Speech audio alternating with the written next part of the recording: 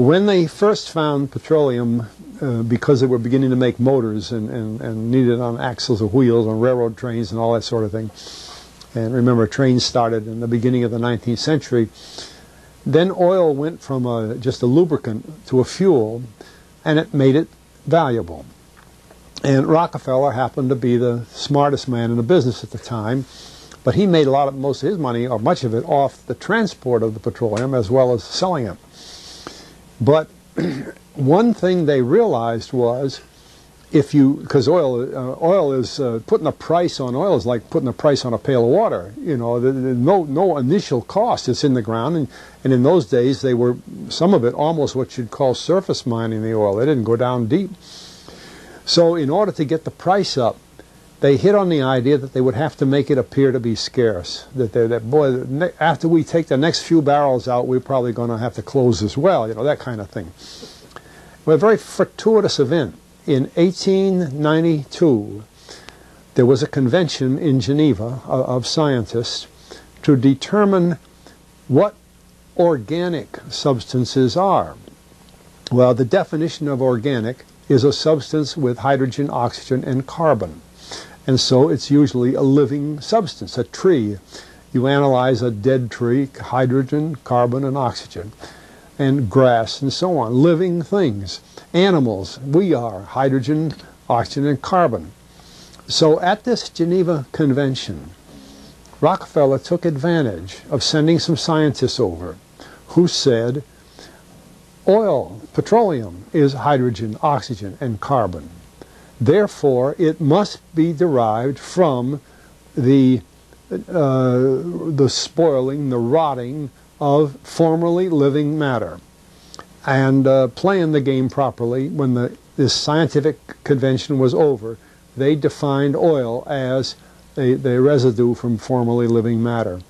Well, that makes it a fossil fuel. I don't know why they decided to use the word fossil, but it says formerly living matter, it's fossil.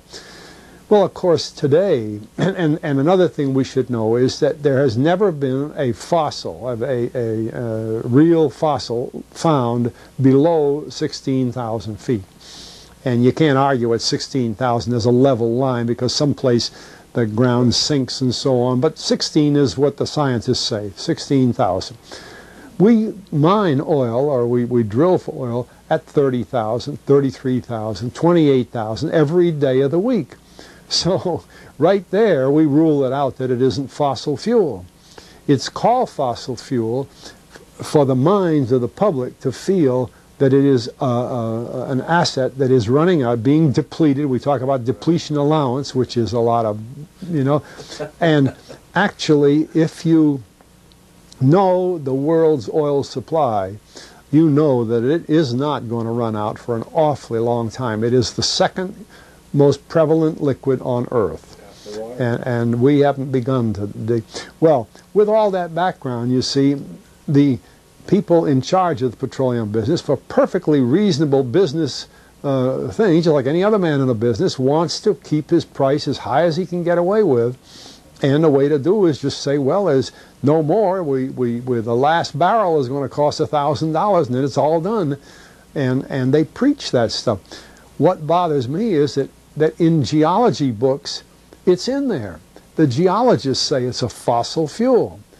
Somehow they've been bought. I mean, I went to a 4-year federal staff energy seminar run by the government of the United States during the so-called energy crisis. I was the participant that represented the railroad industry.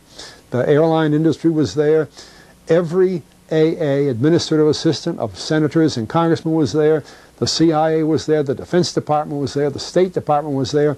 Sometimes sitting right in front of me in the row would be Henry Kissinger with his friend, the head of Department of Defense. That's too bad, I can't put the names with them. But anyway, people like that, top men in the government, sitting there listening to the Federal Staff Energy Seminar.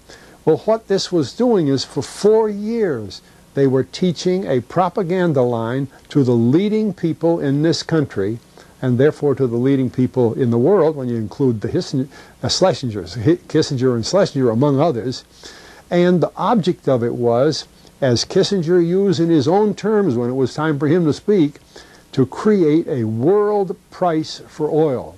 In other words, not 30 cents a gallon here and 90 cents a gallon there, but let's get a world price. That's their goal, and they're trying to do that for wheat and everything else.